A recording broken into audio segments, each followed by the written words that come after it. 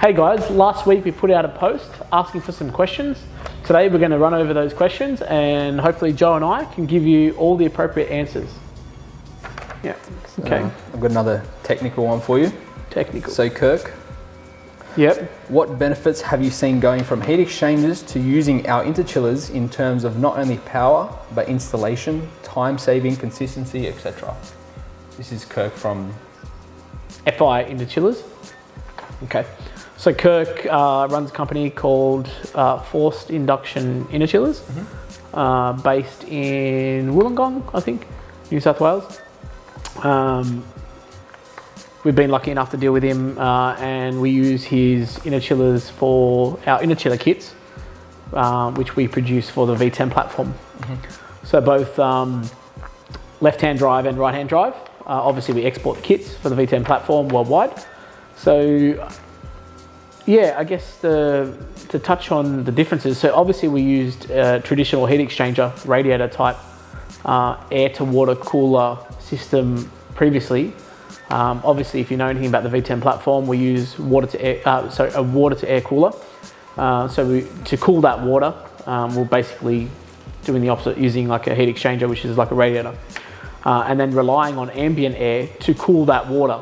So if the water's say 40 degrees Celsius or 50 degrees Celsius, you're trying to cool it down with whatever ambient temp. So say you've only got like a 20-degree difference between ambient and water temp, you're going to get a small benefit of change in that water temp. What the interchiller does is uses the AC gas system and we run water through this interchiller, which cools down the water significantly. We've sort of measured, I mean, he's reported sort of in, minus 10 degrees in water temp. I think the lowest we got down to on the V10 platform is close to 0. It was the lowest we've seen on a car on the dyno. Yeah. Actual water temp. So that was us trying to make it as cool as possible. With the obviously with the engine running, right? Yeah. So there's heat soak into the intercoolers. Yeah. Then you've always got the water passing through the intercoolers, so it's warming up as it's trying to cool down. If you had like an electric compressor and the engine wasn't running, then that's going to get much colder. But that's not real life. But yeah, so I'd say the difference in water temp would be from before to now would have to be, I reckon, on a hot day, it's 70 degrees. It's on a hot day.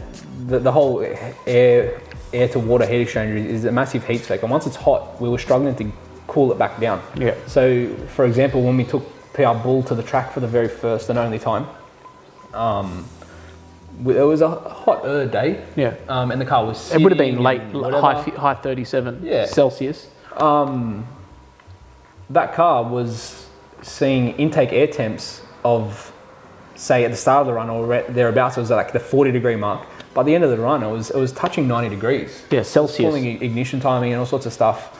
So that was nowhere near its full potential. However, now with the interchiller setup, you're sort of like... We don't see any negative ignition based on air intake temps at all. Oh, so you'll see like a, say a 25-degree air intake temp jump on a set of turbochargers that are maxed out. So, when they're maxed out, they blow hot air. Yeah, all you're doing is blowing hot air. Yeah. So it's just going to heat everything up more. But it'll increase by say 25 degrees over a pull. Yep.